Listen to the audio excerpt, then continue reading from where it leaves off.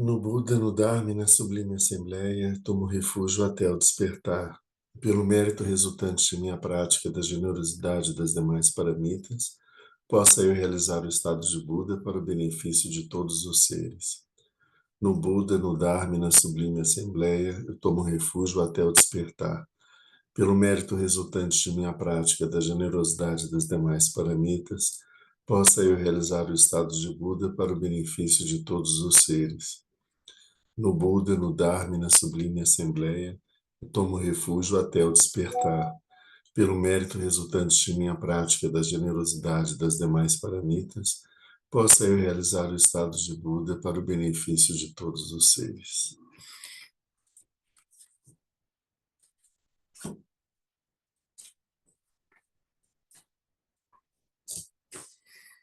Então, como estão? Vocês estão?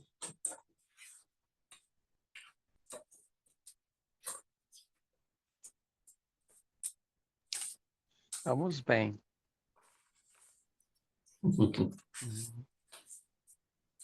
Estou em São Paulo, Lama. Eu e Luísa, só um parênteses breve. Amanhã vamos participar de um workshop no Tibet House para ensinar a fazer tanka. Ah, E sim. vai ser com o Buda da Medicina, o exercício do desenho para aprender, né? Com o Buda da Medicina. Que bom. Vocês foram ver o Zonza Rinpoche? Ah, não, ele está no Rio. Não, no Rio, é. Camila foi, eu não fui, não. Então,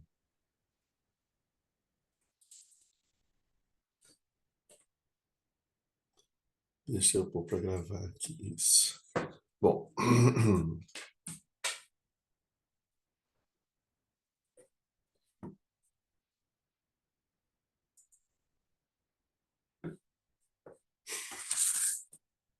então, a gente está, no estudo que a gente está fazendo, a gente chegou numa parte que se refere ao respeito que a gente deve ter pelo nosso guru, né?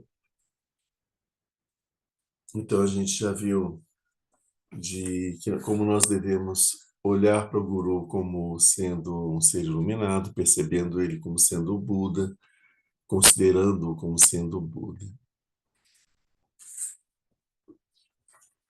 Isso foi o que a gente já viu. Em seguida, essa demonstração do respeito nas nossas atitudes, né? Por exemplo, tem aqui uma, uma estrofe que fala sobre não passar por cima da sombra do seu guru. Isso tudo foi o que a gente já viu até agora. A partir de agora, a gente está na instância 24. Já é a terceira divisão sobre como cultivar o respeito agindo de acordo com suas palavras. É sempre importante a gente considerar que a gente precisa nunca perder de vista que quando a gente está falando do guru, a gente está falando do Vajradhara. É o Vajradhara que é o aspecto do Buda no corpo Sambhogakaya. A gente tem o Buda no corpo Dharmakaya, que é a mente de Buda que está presente em todos nós, né? O Sambhogakaya do Buda são onde todas as qualidades dele se manifestam. Então, as qualidades da compaixão, as qualidades do amor, da proteção, né, da sabedoria, todas essas qualidades elas se manifestam e elas assumem um aspecto quase que como se fossem divindades, né? Mas a gente tem que ver que essas divindades que a gente vê no budismo tibetano, elas são facetas do mesmo diamante, são aspectos, são de acordo com o ponto de vista que a gente olha para a mente do Buda, a gente enxerga sabedoria, num outro ponto de vista a gente vai enxergar amor, a gente vai enxergar compaixão, a gente vai enxergar habilidade, a gente vai enxergar poder, né, onipotência, capacidade. Então, e isso são os idãs, as divindades. São esses aspectos da mente de Buda, mas todos eles são é como se fosse, estivesse olhando para um lado, né? Para o cabelo, para o olho, para a boca, para a orelha, né? É uma coisa, sempre é uma coisa só.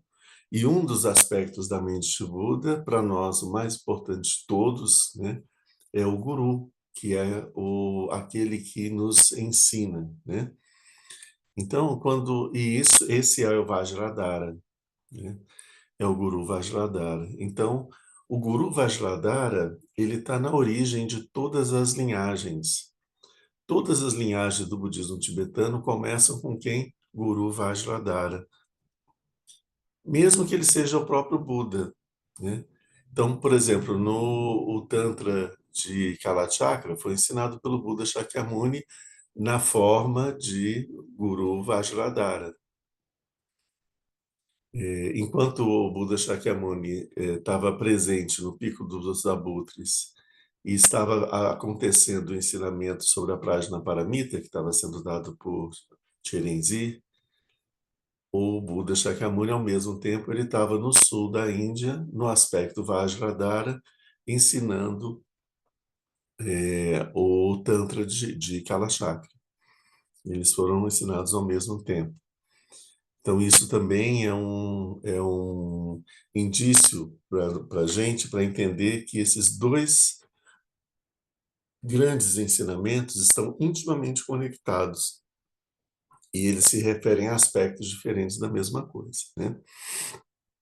Mas a gente não vai entrar nesse mérito aqui agora.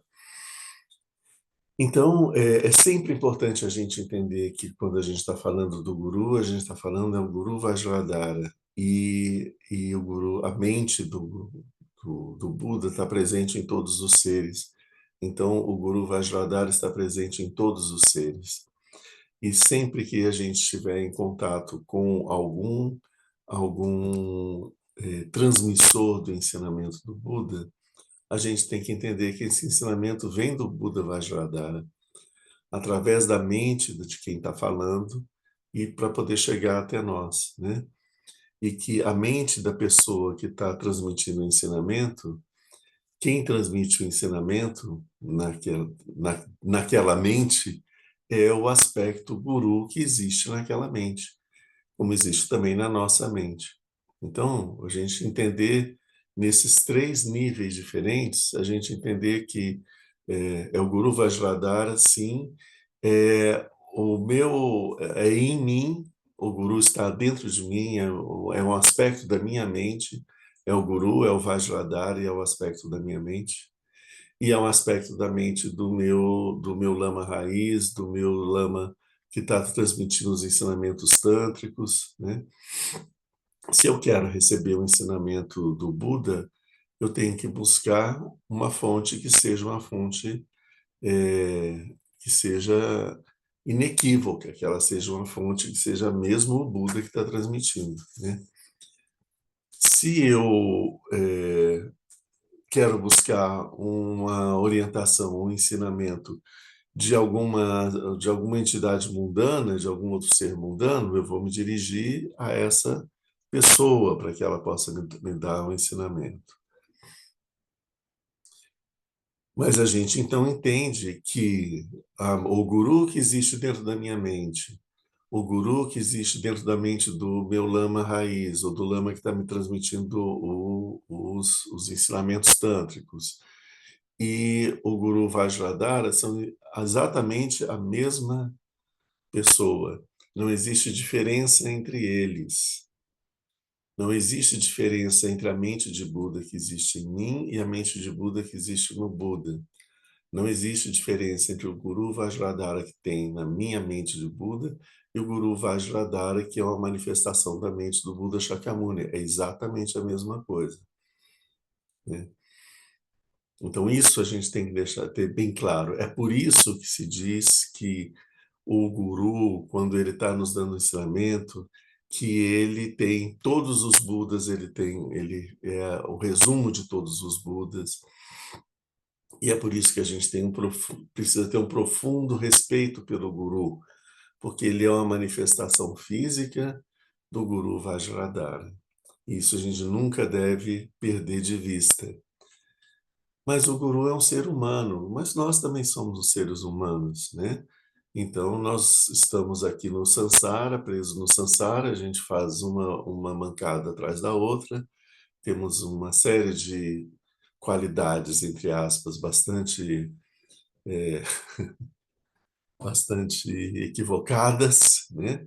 Que nos causam problemas para os outros, mas isso não impede que a gente tenha em nós a mente de Buda e que a gente tenha um aspecto Buda Vajradhara dentro dessa mente, né? A nossa natureza é uma natureza, entre aspas, assim, dual. Como nós estamos no plano relativo, além da mente de Buda, no plano relativo a gente tem a nossa mente ordinária, contaminada, que está e que só faz um tropeço atrás do outro, né? Que ela como ela não percebe, não reconhece, não enxerga o aspecto luminoso da mente de Buda, que é a sua própria natureza, ela se enxerga de uma forma equivocada, na forma de um eu, né? E aí ela age como se ela fosse um eu, como se ela tivesse sido colocada no palco para representar um papel, e ela esquece quem ela é, e ela acha que ela é aquele personagem, né? Então, passa o tempo todo funcionando como sendo personagem, a peça acabou, ela vai para casa ainda sendo personagem, porque ela não se deu conta de que o personagem era só um personagem, só tinha utilidade naquele momento, né? Mas ela achou que ela é isso, ela esqueceu quem ela era. A nossa mente esqueceu quem ela é, né? E ela acredita então que ela é esse personagem que nós estamos usando. Ok, então é claro que o nosso lama, o nosso guru, o nosso mestre Vajra vai ter qualidades inequívocas, né? Incríveis, e vai ter também alguns defeitos. Os defeitos do nosso guru, eles são fruto da sua mente contaminada, não são frutos da mente de Buda. A mente de Buda é perfeita. As qualidades do nosso guru, as grandes qualidades do nosso guru, são qualidades da mente de Buda que existe nele. Mas os defeitos que existem no meio do nosso guru são fruto da sua mente contaminada, que ele ainda deve ter alguns resquícios dessa contaminação, que até ele se tornar um Buda, completamente um Buda mesmo, ele vai conviver com essa mente contaminada, com esse eu, que isso só no último momento, quando ele alcança realmente o despertar, que a mente dele se torna plenamente iluminada, é que todos esses aspectos da mente ordinária desaparecem por completo. É claro que à medida que você vai subindo no caminho dos bodhisattvas, a sua mente ela vai se purificando e vai se tornando um pouco mais sutil, um pouco mais suave, um pouco mais agradável, né? Mas ela ainda, quando estivermos às beiras, perto de nos tornar um Buda, nós teremos uma mente como a mente do Siddhartha, por exemplo, que era uma mente de um ser humano, né? Apesar de toda a dedicação, o empenho dele, o esforço dele, ele não tinha conseguido ainda alcançar o despertar pleno, ele ainda era um ser humano e agia como tal, né? E estava magro como um palito, né? No momento que ele alcança o pleno despertar, aqueles aspectos malsãos do seu corpo desaparecem por completo, porque aquilo era fruto da ignorância que dominava a mente dele. Então, no momento do despertar, o corpo dele se torna um corpo bem formado, radiante, irradiando luz a algumas dezenas de metros ou centenas de metros de distância, né? Bastante luminoso, porque era o corpo de um Buda, né? Então, essa transformação ela acontece imediatamente, porque o corpo que a gente tem, ele mostra aquilo que a nossa mente acredita que nós somos. Quando a nossa mente alcança o despertar, ela percebe que ela é Buda. Então, o corpo não pode mais ser um corpo de um ser humano habitual. ele se torna realmente um corpo diferente, né? Então, assim, essa transformação, ela é também física, ela acontece na mente e também é física. Aliás, é uma transformação física. Na mente, não sei se a gente pode dizer que é uma transformação, porque a mente mesmo não se transforma, né? Ela se reconhece, né? Mas, enfim, vamos seguir aqui o nosso ponto. Então, isso é importante a gente ter sempre em mente, porque quando a gente se depara com Só um momento aqui.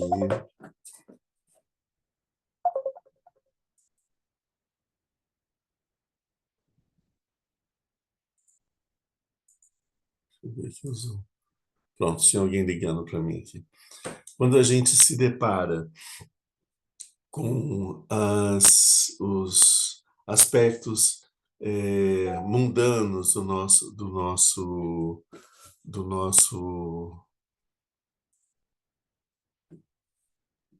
Só um momento. Deixa eu resolver aqui uma coisa, só um momento.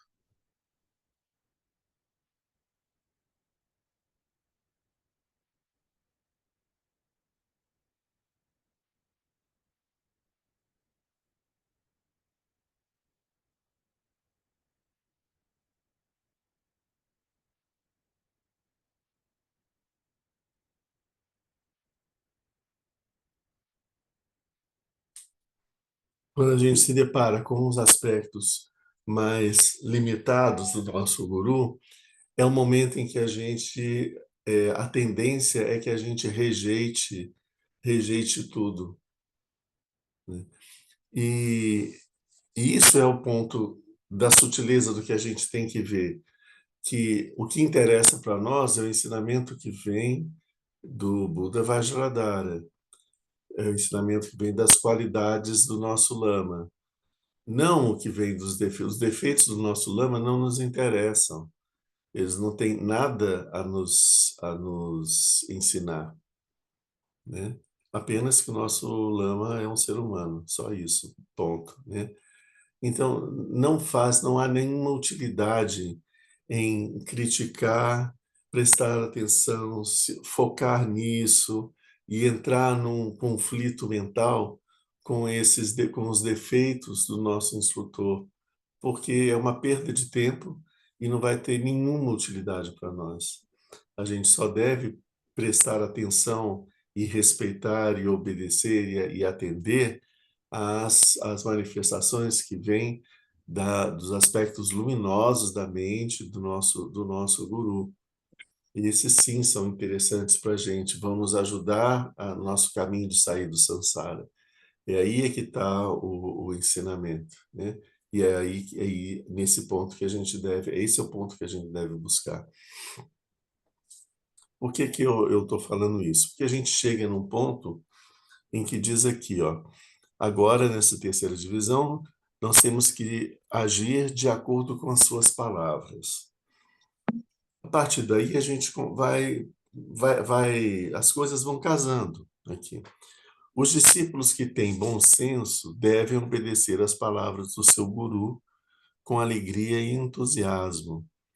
Aqui, quando ele está falando as palavras do seu guru, ele está falando sobre o guru Vajradhara. E óbvio que tudo que o guru Vajradhara me ensinar é de grande proveito para mim, então esse ensinamento é uma preciosidade, é uma coisa incrível e que eu tenho que guardar isso como um tesouro do meu coração, né?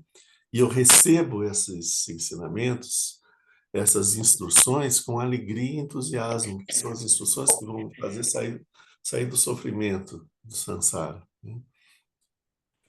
Se você não tiver conhecimento ou habilidade para fazer o que ele diz, explique em palavras educadas, porque você não pode cumprir. Tá, isso a gente vai ver aqui mais na frente. Aqui é o que eu falo da questão onde tem, do que às vezes é um equívoco, porque às vezes se tem, o que é para eu seguir são as orientações que vêm dessa fonte. As Nunca vai ser uma instrução que vai me causar atraso ou que vai me prender mais no samsara. Nunca vai ser. Então, nesse ponto, a gente a gente tem um parâmetro para poder nos guiarmos, né, sobre como que eu vou saber se esse ensinamento é realmente um ensinamento puro do Guru Vajradhara ou se está vindo da mente mundana do Lama. Vamos lá. Aqui no comentário ele diz, esse versículo diz que os discípulos altamente inteligentes devem ouvir as palavras ou ordens do seu guru com grande prazer ou felicidade. Ok. Eles deveriam a gente ver no Gampopa ou no Patru Rinpoche, que os ensinamentos, a gente deve receber os ensinamentos de joelhos, de mãos postas e com lágrimas nos olhos, né? E com um sentimento de muita alegria e felicidade. É exatamente disso que ele está falando. Eles deveriam ouvir tudo o que ele tem a dizer com muito entusiasmo e perseverança. Sempre que o seu guru falar, ouça com prazer. Sempre que o seu guru falar, porque o guru é o Guru Vajradhara. Então, o que ele está falando para mim é de grande benefício para mim. Então, eu devo receber isso com alegria, com prazer e com felicidade. Se você puder fazer o que ele pede ou o que ele propõe, né, e agir de acordo com as suas palavras, você deve fazer imediatamente, né? Mas se for muito difícil, explique educadamente a sua dificuldade. Então, às vezes, o lama pede. Aqui eu estou falando do lama, vocês entendem que eu estou falando, não estou falando os lamas na forma geral, estou falando do lama, o nosso mestre de retiro, o nosso, o nosso mestre Vajra, né? O nosso iniciador, são essas pessoas, esses lamas que são os que têm mais essa função para a gente, né? E também, num outro nível, também todos os nossos instrutores, eles também recebem, mas de um nível um pouco menor. A gente está falando dos grandes, aqui existem também os pequenos, né? Mas também, né? Mas, então, se for muito difícil, explique a sua dificuldade, né? Ele está dizendo aqui, não abandone a orientação do guru. Você não pode chegar, né? Você não deve fazer isso, tipo, receber uma orientação do guru, aí você fala, ah, não, isso é muito difícil, eu não dou conta de fazer. E deixa de lado, a gente está cometendo um grande erro, um grande equívoco, e isso vai nos causar muitos problemas, né? Então, isso é o que a gente não pode fazer, porque isso é desprezar o ensinamento que foi dado, né? Então, qual é a atitude que a gente realmente deve ter nesse sentido? É de, se eu não consigo fazer, se eu não entendo, ou se eu não consigo fazer, se é muito difícil, eu devo procurar o Lama e dizer para ele, eu não estou dando conta, não vejo como praticar isso que você me ensinou. Porque o que o Lama vai fazer? Ele não vai chegar e vai ser grosseiro com a gente. A não ser que a gente precise de levar realmente uma lapada. Às vezes acontece. Mas não, ele não vai fazer isso assim. Ele vai falar, "Bom, então tente fazer desse outro jeito. Ou então, ao invés de fazer isso, faça isso então no lugar.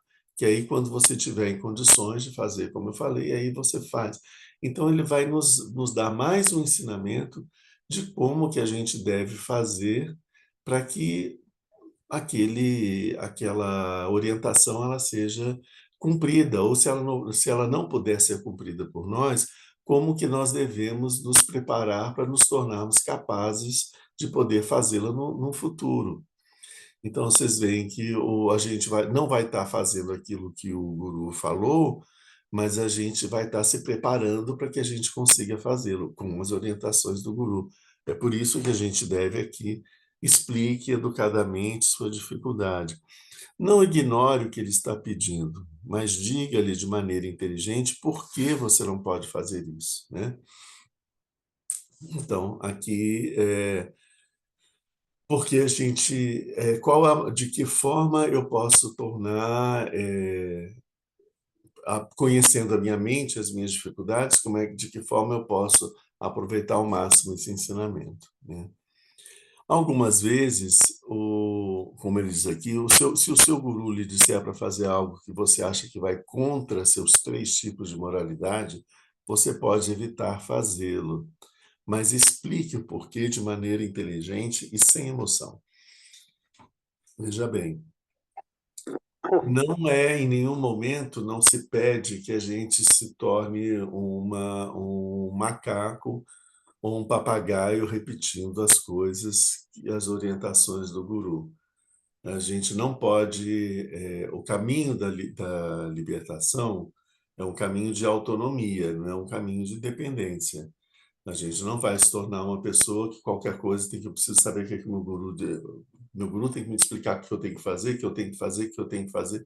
Não é isso. Isso mostra que você não tá crescendo e você não vai alcançar a libertação assim, você vai alcançar a prisão assim, né? Você vai ficar com a sua mente aprisionada porque você não perdeu a capacidade de decidir, né?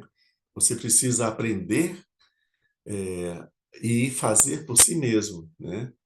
E se conduzir para o caminho do despertar, ao longo do caminho do despertar até o despertar. Então, o caminho budista e na relação com o guru não é uma relação de subserviência e não é uma relação de perda de autonomia sobre si mesmo, né? É uma coisa, nós temos que, ao longo desse caminho, nós temos que ganhar discernimentos e aprender a entender as coisas e tomar decisões por nós mesmos, né? Quando nós estivermos já perto de nos tornar Budas, nós temos que ter uma alta capacidade de compreensão e de decisão, né? E temos que ser extremamente donos do nosso destino, né? Então, se o nosso guru falar para fazer uma coisa que eu acho que é errado, eu tenho uma noção de como que eu devo agir, ele fala alguma coisa que eu acho que não, isso não é certo, isso é errado. Então, e aí ele está dizendo, nesse momento você pode não fazer aquilo que o seu guru está pedindo, entende? Porque o seu crivo, ele é superior, né? Se eu não posso fazer alguma coisa que eu acho que é errado, porque eu tô de fora, o meu guru está dizendo para mim que não é assim, que não posso fazer isso. Eu só posso fazer isso se eu concordar e achar que isso é correto. Então, o caminho, né, o ensinamento do guru não pode criar um conflito dentro da minha mente eu não posso ficar numa situação de se eu fizer isso, eu ajo errado, mas agrado o meu guru. Se eu fizer o contrário, eu vou desagradar o meu guru, mas eu vou estar agindo certo com a ética. Então, não pode haver esse conflito e essa dualidade. Isso não pode existir, porque o ensinamento do guru não pode ser contrário à ética. Então, o que eu devo fazer? Eu não vou fazer o que o guru diz, mas eu vou comunicar isso imediatamente ao guru. Eu não vou fazer isso que você está me pedindo, porque eu entendo e assim, assim, assim, assim, assim, assim. Então, por esse motivo eu não vou fazer. Sem dramas, entende? Não precisa chegar, ai, meu guru, que absurdo que ele está pedindo uma coisa. Sem dramas. Mas eu preciso de comunicar a ele. Porque o que o meu guru vai fazer? Ou o meu guru vai dizer, e realmente eu fiz uma cometi uma besteira, não era mesmo, né? Desculpa, né? Provavelmente não, né? Mas se for mesmo um grande guru, mas ele pode chegar para mim e falar, não, mas esse seu pensamento está equivocado. Porque você está pensando assim, porque você está enxergando as coisas dessa forma, mas você não está percebendo que as coisas são dessa outra forma. E por aí vai, tarará, tarará, tarará. Por isso eu estou dizendo para fazer assim, assim, assim, assim, por causa disso, disso, disso. Então ele pode me explicar e fazer com que eu entenda que a orientação dele não era contrária à ética como eu estava pensando, né? Tem um exemplo muito típico disso, muito claro, que está no Bhagavad Gita, no início do Bhagavad Gita, quando Arjuna ele é levado até o alto da colina, o Krishna está guiando ele, e ele olha para os exércitos e ele fala, eu não posso lutar, porque ali estão os meus primos, meus parentes, meus professores, as pessoas, todas aquelas pessoas que eu gosto estão ali do outro lado do campo de batalha, então eu não posso lutar. E é quando Arjuna chega para ele e fala, não, você tem que lutar, porque Arjuna estava lutando pela integridade, né? Eles todos estavam errados, né? E eles todos eram simbólicos nesse caso, né? E aí ele fala para Arjuna, você porque o Arjuna dizia, mas eu não posso matá-los. E o Krishna fala, você não vai matá-los, eles já estão mortos. Você só vai atirar as flechas. Eles já estão mortos. Então, nessa questão dessa batalha, que é uma batalha espiritual e que tem um sentido simbólico muito grande, a gente vê esse momento, esse diálogo do discípulo com o seu guru, porque Krishna era o guru de Arjuna, em que Arjuna dizia, Krishna, você está me pedindo para fazer isso, mas eu não posso fazer. É exatamente o que ele está dizendo aqui. E aí, nesse caso, o guru explica, não, você pode fazer por causa disso. Não, você não está entendendo. Não é isso que você está pensando. Mas ele leva o Arjuna para um lugar mais alto para que o Arjuna possa compreender de uma forma mais elevada a situação, e aí ele dá essa orientação. E aí, então, Arjuna entende o ensinamento, porque a partir daí ele dá todo o ensinamento do Bhagavad Gita, são as 18 yogas do Bhagavad Gita. E ao término dessas 18 yogas, o Arjuna compreende a situação. Tudo isso acontece em segundos, né? Ele compreende essa situação e se lança na batalha. É um texto extremamente bonito e significativo, né? Então é isso. O que mesmo se o guru me pede alguma coisa que eu acho que é errada, eu devo falar para ele que eu não vou fazer porque eu acho que é errado. E aí ele vai ter, eu vou dar uma oportunidade para que ele me explique por que aquilo é uma coisa para ser feita, né? E ele pode me explicar que eu posso estar errado, né? Aí ela cita aqui, o texto cita aqui, que a gente, sobre um momento uma das vidas do Buda, em que o seu guru tinha falado que era um Brahmane, né? Numa das vidas do Buda, em que ele mandou os discípulos roubarem. Por quê? Porque todos eles eram Brahmanes, ou seja, eles eram filhos de Brahma.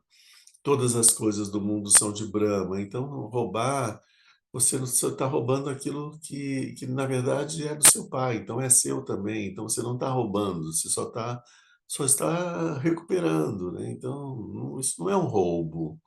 Era isso que ele dizia, né? E o Buda explica que não vai fazer porque isso não é correto, e ele explica de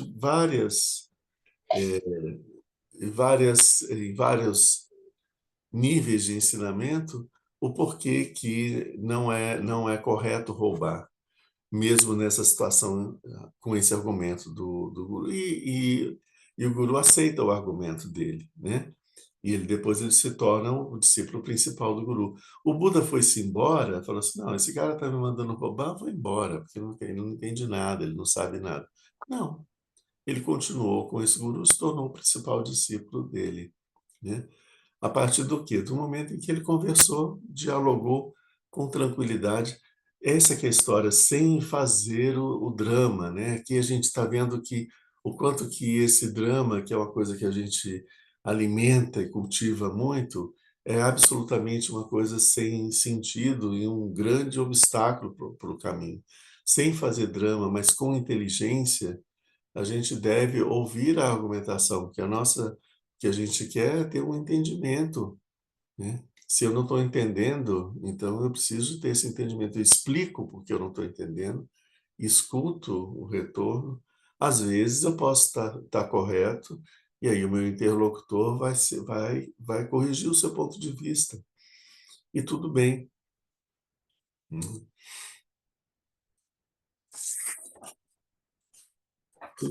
Tudo bem até aqui?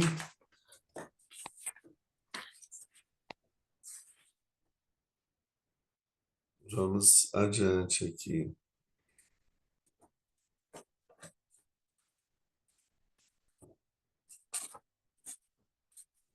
Aqui, já na página 19 dessa tradução, ele já diz aqui: a inteligência é sempre enfatizada como uma das melhores qualidades que um discípulo pode ter.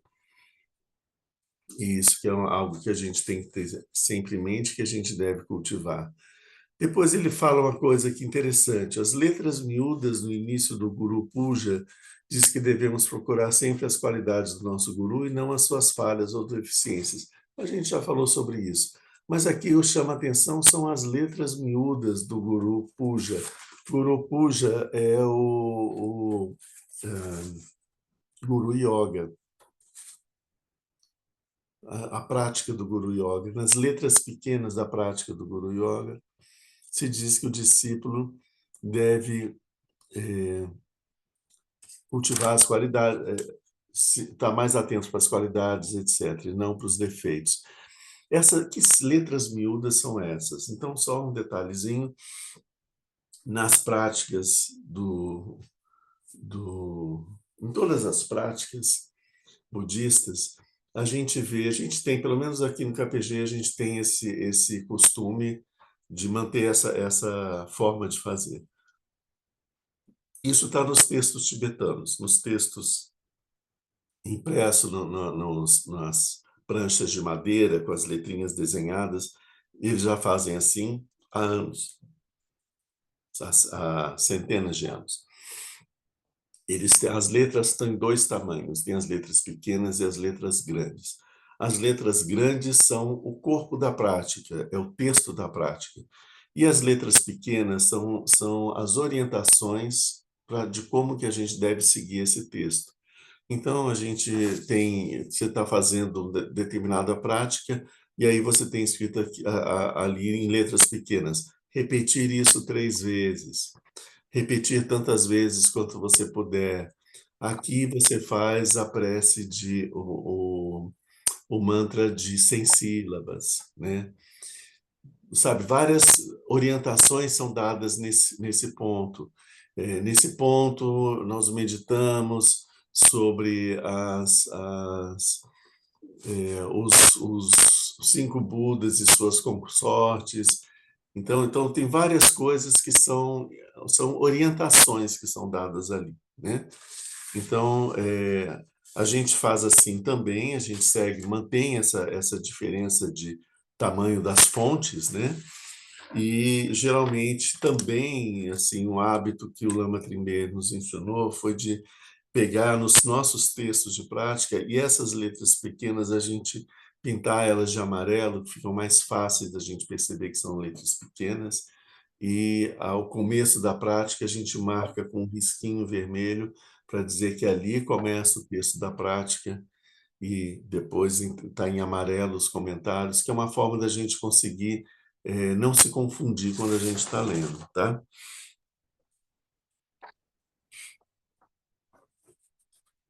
Aí depois ele fala sobre aqui é um parágrafo interessante que ele diz que tudo isso mostra que se cultivarmos a devoção ao guru, certamente alcançaremos as realizações.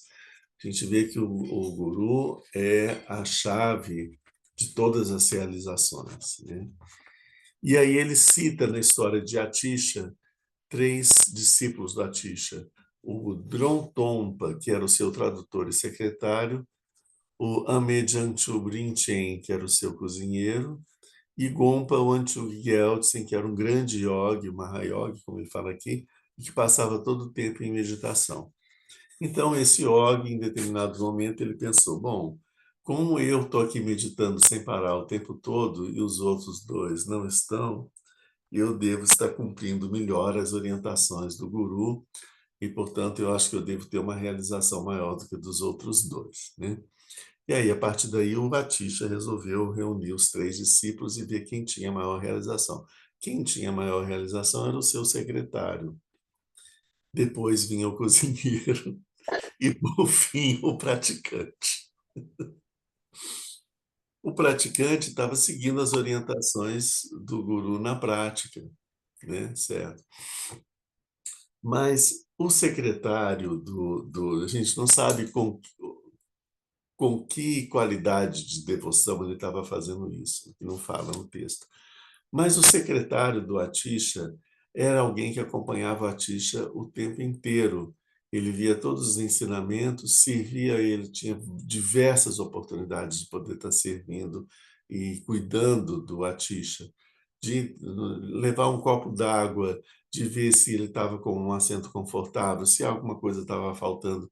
Então, ele tinha a oportunidade de exercer esse cuidado em relação ao. E isso é uma forma de desenvolver mais a devoção e essa ligação com o aspecto guru do ensinamento.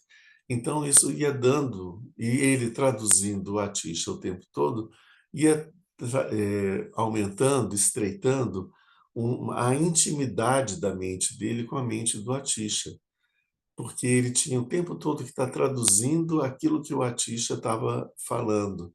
Então, isso ia fazendo com que a mente dele ficasse afinada com a mente do Atisha, né? Então, a ligação que ele estabeleceu com o Guru foi muito maior e muito mais profunda do que do outro que ouvia o ensinamento e que praticava, o que já é uma coisa imensurável, né? A gente só isso já para a gente já está muito bom, né? Mas apenas para mostrar o quanto que o aspecto de devoção que entra aí, ele, o quanto que ele é ainda mais importante na nossa relação com o guru. O que é esse aspecto de devoção? O que é essa devoção? Carlo Rinpoche, ele em diversas ocasiões, ele nos ensina que são duas faces da mesma moeda. Aquele sentimento que a gente tem quando a gente dirige o nosso olhar para baixo e vemos os seres que estão sofrendo, faz com que a gente desenvolva um sentimento de compaixão. Quando nós olhamos, levantamos os olhos e olhamos para os seres iluminados, nós não sentimos compaixão por eles. O que nós sentimos é a devoção. E o que é a devoção? É esse desejo de que a gente possa possuir as mesmas qualidades, o desejo da gente poder imitá-los nas suas qualidades, e nos seus poderes, nas suas realizações. Então, esse aspecto de deles serem os nossos influenciadores, assim, de serem os nossos modelos que a gente busca seguir, né? Então, esse sentimento que a gente tem é o chamado sentimento de devoção. Essa é o sentido da devoção no budismo tibetano. Esse é o sentido. É quando nós buscamos, não é um sentido de querer fazer, não é paparicar o guru com um monte de coisinhas, fazendo um monte de coisas, etc., só para ter para receber do guru um olhar, uma bênção, um olhar amoroso, um olhar que reforça o nosso ego, entende? Não é uma coisa, a gente não é puxar o saco do guru. Isso, a melhor forma é essa. Não é isso que é devoção. Devoção não é nada disso. A devoção é você reconhecer a incrível qualidade que existe na mente do seu guru e você buscar ser assim também, querer repetir. Então você precisa aprender dele como que faz para ser tão legal quanto você é, né? Tão incrível quanto você é. Então esse é o que a gente chama de devoção, né? Então, se é alguém que é tão admirável, é claro que eu vou ter cuidado com esse alguém. Então, assim, isso se reflete nas minhas ações com várias ações de cuidado, o cuidado de ter o copo de água ali do guru, ou de cuidar para que o assento dele seja mais confortável, para que ele possa ter uma boa refeição, para que ele não se preocupe com os seus demais problemas cuidando também da sua família, cuidando dos seus animais, cuidando dos seus outros interesses. Isso passa a ser uma expressão natural, né, de atenção que a gente tem quando a gente tem esse olhar. O puxa-saquismo ele faz o contrário. A gente já busca de o que que eu posso fazer para agradar o meu guru, para que eu possa receber desse meu guru alguma coisa, aquilo que eu desejo. Então, é uma forma de querer comprar, né, a amorosidade, preciso fazer com que o guru goste de mim, né? Então, eu vou estar fazendo as mesmas coisas, né? Ou até muito mais coisas, mas é com uma intenção mundana, né? Então, isso não é devoção, né? Então, é importante a gente entender bem o que é devoção, né? Nesse sentido.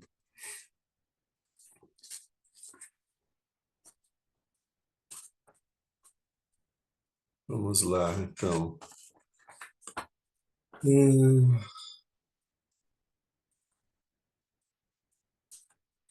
Depois ele faz um resumo aqui, então nem sempre temos que fazer aquilo que o nosso guru nos diz, sim, exatamente como nós acabamos de ver.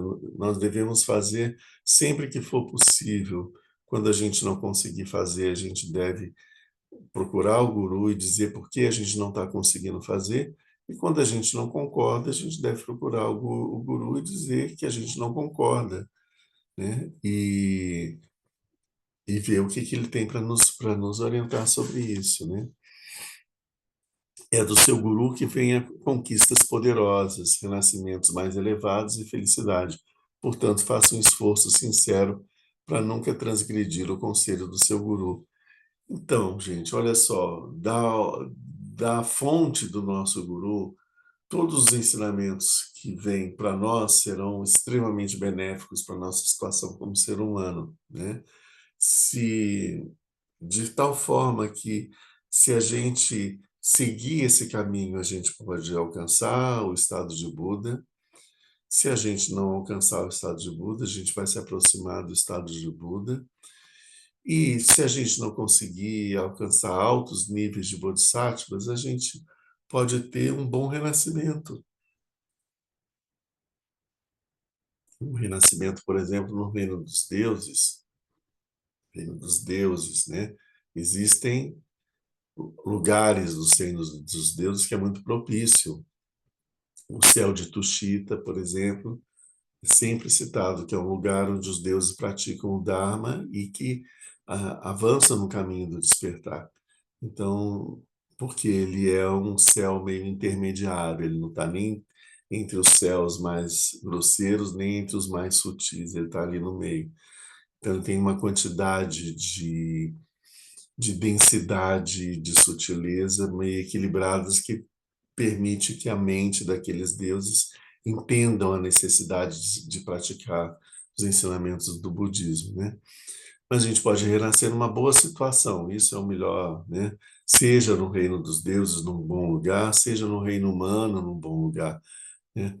Então, numa situação demais que nos dê um renascimento que nos dê condições da gente conseguir ouvir o Dharma, entender o Dharma e praticar o Dharma, né? Então, todas as que são os tais renascimentos mais elevados, como ele pode dizer, e felicidade, claro, se a gente praticar o que nos ensina, nos orienta o Guru, a gente vai estar adquirindo méritos, porque a nossa prática vai gerar méritos, esses méritos vão significar felicidade e facilidades no nosso caminho, né? Faça um esforço sincero para nunca transgredir o conselho do seu guru. Se o conselho do meu guru, ele é um conselho que me liberta do samsara, me ajuda na minha liberação do samsara, eu vou fazer o máximo de esforço possível para seguir esse conselho e me liberar desse sofrimento, né? Não cumprir esse conselho significa ficar mais atrelado ao samsara, mais preso ao samsara. Então, quando a gente vê essas consequências de se você não segue o que seu guru está falando, você vai ter uma vida mais difícil, você vai renascer nos infernos, você vai fazer isso, aquilo, outro. Às vezes, para nós aqui ocidentais, a gente olha isso, entende isso quase que como uma maldição. Se você não cumprir o que seu guru está falando, você vai renascer no inferno, sabe assim? Não é um castigo, uma maldição, é uma consequência óbvia. Ele está querendo fazer com que você saia do samsara. Se você não segue o que ele está fazendo, você vai ficar preso no samsara, né? Então, é isso que ele está dizendo, é um alerta. Preste atenção, porque o caminho, a orientação do seu guru é uma orientação que te tira do samsara. Se você não segue ela, você vai ficar mais preso. Isso vai significar mais sofrimento para você. Não seja burro, não faça isso, né?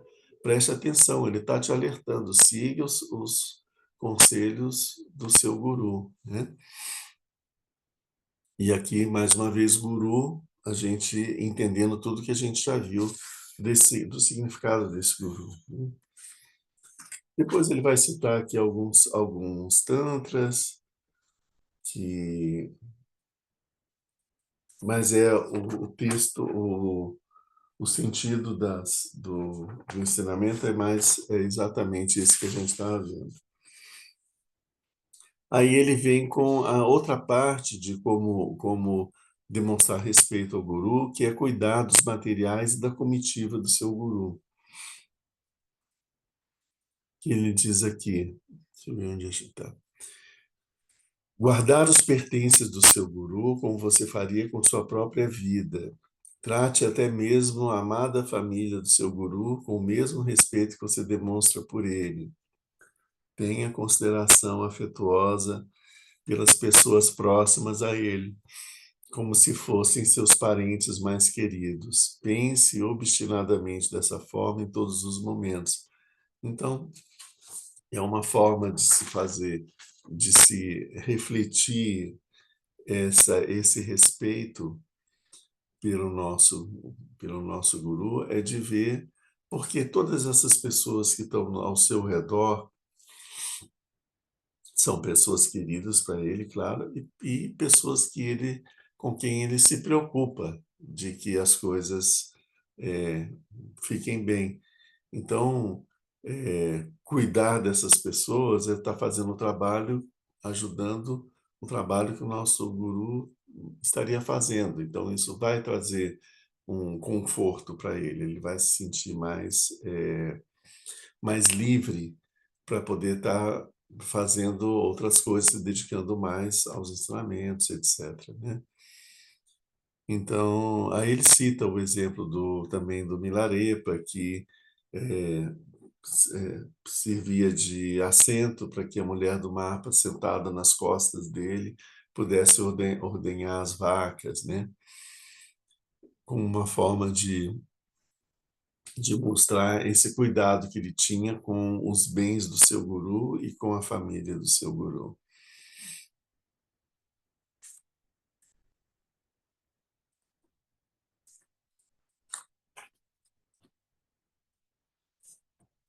Até aqui, tudo bem?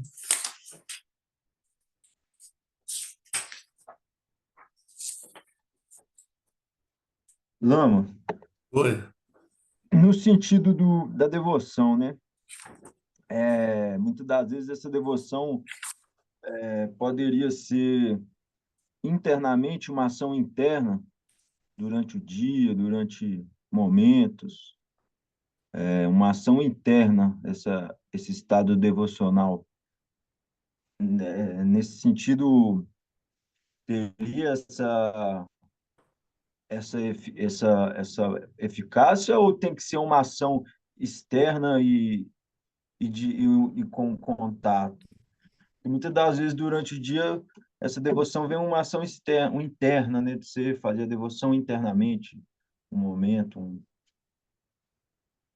Uhum.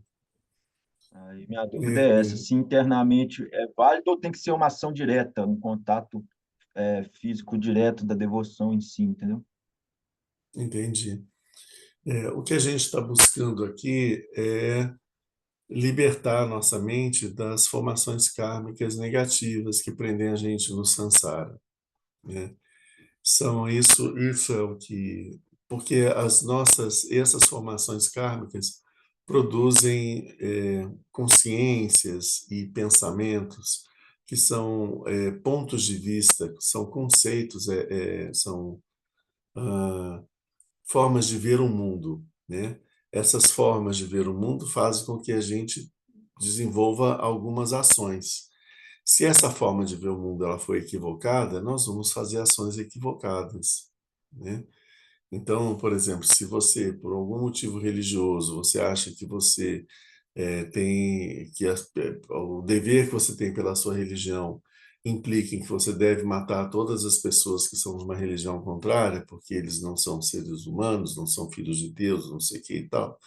Isso é uma visão errônea da sua mente. Você está seguindo aquilo convictamente e você está fazendo aquilo, mas está fazendo uma ampla destruição e está mergulhando profundamente no samsara, além de produzir uma negatividade intensa na sua mente, de desconsiderar a existência dos outros e banalizar a maldade, né?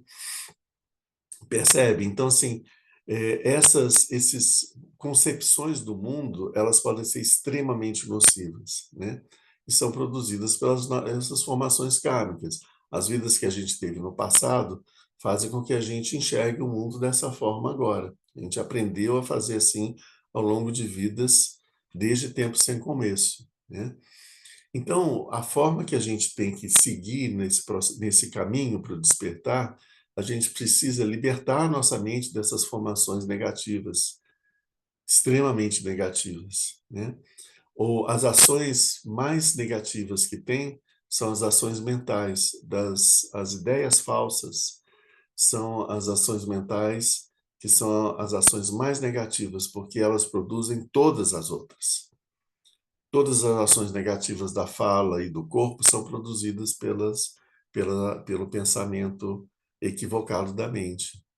É esse pensamento equivocado da mente que nos justifica, que diz para a gente pode ou que a gente deve matar, roubar ou ter uma ação sexual inadequada, ou mentir, ou agredir as pessoas de qualquer forma. Essas coisas a gente só faz porque existe um pensamento que nos dá autorização para fazer isso e que até reforça que a gente faça isso. Então, é importante que esses pensamentos sejam destruídos. E eles são alimentados por essas formações kármicas. Então, a gente precisa desenvolver um hábito mental que vai criar uma formação kármica contrária a essa. Então, esse hábito mental vai fazer com que a gente tenha uma outra disposição de funcionamento da nossa mente, que vai gerar os méritos, que vai compensar e vai destruir essas formações kármicas extremamente perversas e nefastas que a gente tem. Então, quando a gente está falando aqui da devoção, é exatamente na mente a coisa. É a gente criar esse hábito mental de observar as qualidades dos seres supremos, né? E desenvolver uma vontade do fundo do coração de que a gente possa conseguir fazer as coisas como eles e alcançar o estágio que eles estão. Então, isso cria um movimento na nossa mente, um direcionamento. A nossa mente vai buscar o direcionamento lá em cima. Então, na hora de fazer alguma coisa, em vez de eu repetir aquilo que eu estou fazendo habitualmente, o meu pensamento mundano vai chegar e vai dizer, faz isso, aquilo. Não, num pedaço desse caminho, um direcionamento vai me levar para cima e vai buscar o que é que esses seres fazem nesse caso. Eles não agem assim como eu estou agindo, eles agem de uma forma diferente, eu vou imitar eles. Então, faz com que eu, a partir daí, comece a fazer as coisas de uma forma diferente. Então, a ação física, ela é uma consequência do processo da devoção. E ela vai vir no seu devido tempo. A gente não deve pensar que a gente, devoção, pronto, né? Somos perfeitos, não é assim. A gente deve cultivar sempre essa devoção e a compaixão pelos seres, né? Que, como eu falei, a emoção é a mesma, depende para onde que a gente está olhando, né? A gente desenvolvendo tanto a devoção quanto a compaixão, a gente vai a nossa mente ela vai ficar impregnada desses sentimentos e ela vai produzir ações em sintonia, entende? Então, as ações elas vêm depois, porque a gente está habituado e a gente repete essas ações, vai repetindo. Mas chega um momento que a gente começa a repetir e aí a gente sente um desconforto, que a gente fala, mas não é bem assim. E aí a gente vai mudando o jeito de fazer as coisas, né? Entende? Muda primeiro a nossa visão de mundo, em seguida mudam os nossos pensamentos, os nossos conceitos vão mudando, as nossas emoções começam a mudar também em função disso, né? E aí as nossas ações vão mudando também. Sim, Essa é uma sim. forma de corrigir mais eficaz, porque a gente vai direto na raiz do problema, que são as Sim. ideias falsas. Uma ideia E que leva falsa. tempo também, né? Que leva tempo, né? A nossa evolução para gerar essas tendências, às vezes, está muito impregnada, né? Eu acredito que a gente não pode se cobrar tanto, assim. A gente Mas também não andar, não andar quando a tão gente, frouxo nem tão arrochado, porque eu acredito, porque é, eu acredito que, né, a gente tem tendências que a gente vai percebendo que tem umas questões arcaicas mesmo, emocionais mesmo, vindo aí, sim. sim, quando quando a gente corrige as nossas ações, mas a gente tem muitas emoções perturbadoras, a briga é muito grande, porque as emoções elas vão querer empurrar a gente a fazer aquelas coisas de novo. A gente começa a cuidar das emoções, não seguir tanto as emoções, mas os nossos pensamentos, eles são equivocados e eles atrapalham esse processo. Quando a gente vai na raiz, a gente consegue um melhor resultado e o mais rápido, entende? Sem muita briga interna, porque fica óbvio, né? Quando você percebe que você está fazendo uma coisa errada, né? Você está tentando fazer uma coisa, não dá certo, não dá certo, não dá certo, não dá certo. 10 vezes, 20 vezes, aí você percebe que você está cometendo um erro, aí você corrige, passa a fazer daquele jeito e pronto, deu certo, sem drama nenhum. E é imediato. E nunca mais você faz errado, não é? É a mesma coisa. A gente tem que entender que essas formações, esses pensamentos, essas visões falsas, o que que é uma visão falsa, né? Olha a palavra, né? Visão aqui um pensamento, um ponto de vista norteador, uma concepção de mundo, né? Falsa. Falsa, ela não é verdadeira. Se não é verdadeira, ela é uma mentira, né? Se ela é uma mentira, ela é uma ilusão, ela é falsa, não tem verdade nela, né?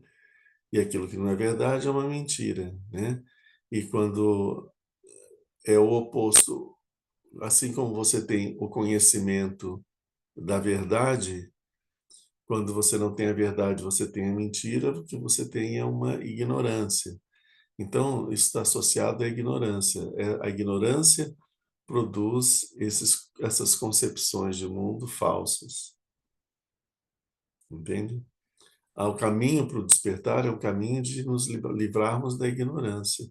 Então, quando a gente ataca essas visões falsas, a gente está atacando a ignorância, a gente está eliminando um aspecto de ignorância que produz sofrimento para a gente e está libertando aquele lado da nossa mente.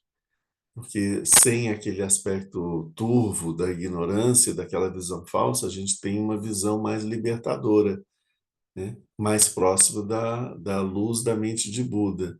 Então é como se naquele momento um pedacinho da nossa mente tivesse se libertado, quando a gente consegue destruir uma visão falsa dessas.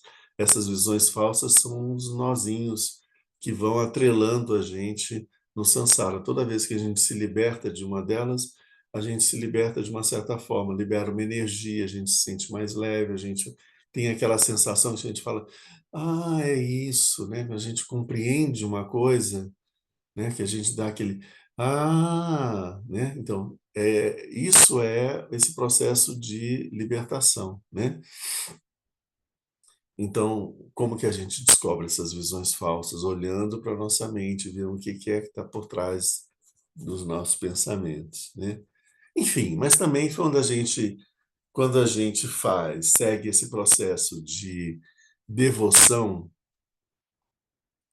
devoção ao guru, o que é a devoção ao guru? O guru é o Buda Vajradhara, aquele que está ensinando a gente a sair do samsara. Abrir a nossa mente, levar a nossa mente para que essa mente busque a orientação desse guru. A gente tá buscando um foco lá em cima e a gente tenta imitar essas qualidades, como desenvolver essas qualidades. A gente coloca todo o funcionamento da nossa mente ao reverso. Em vez dela estar se mergulhando no samsara, no sofrimento, na pequenez de nós como seres humanos, a gente está voltando ela para cima, para a libertação, para ver como que nós, como pequenos seres humanos, nos explodimos, né, numa coisa mais vasta, numa mente mais vasta. Então, a gente segue um caminho oposto, né? Quando a gente segue esse caminho oposto, a gente elimina a ignorância, a gente vai saindo do jugo dessa ignorância que faz a gente se ver como um ser pequeno, medíocre e limitado. Então, é libertador e é um processo de libertação mais rápido. Então, por isso se volta e volta e volta e fala, a devoção ao guru é o que garante as realizações. Porque se eu imitar o guru, eu vou ter as realizações. Ele tem essas realizações porque ele qualificou a sua mente, né? Então, se eu fizer as coisas que ele ensina a fazer, eu vou ter essa qualificação na minha mente, vou ter essas realizações. E a grande realização é o despertar.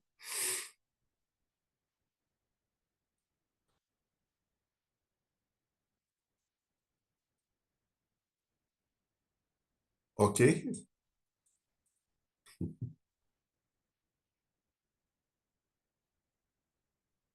Ok.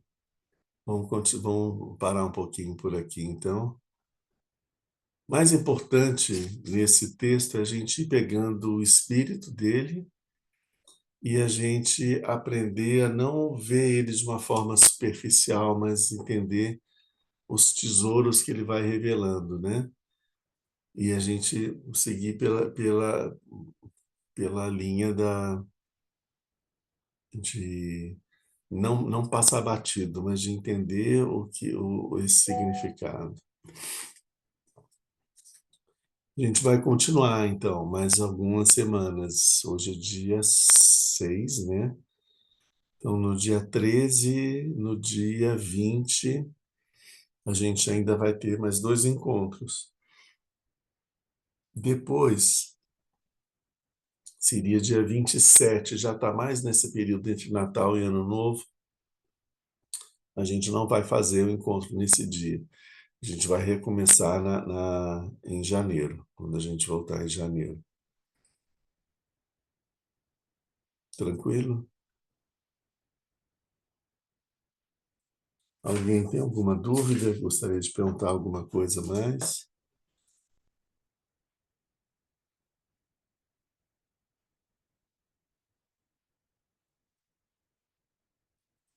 Então, a gente já chegou na metade do texto. Vamos fazer a dedicatória.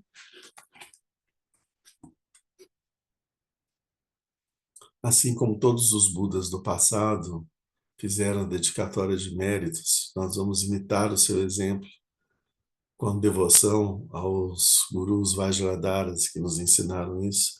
Vamos fazer a dedicatória de méritos. Graças a essa virtude, tendo realizado rapidamente o Mahamudra, possa eu conduzir a esse estado todos os seres sem exceção. Pela graça do Buda que obteve os 3 corpos, pela graça da imutável verdade do Dharma em si, e pela graça da infalível aspiração da Sangha, possa essa súplica de dedicatória realizar-se tal como ela é.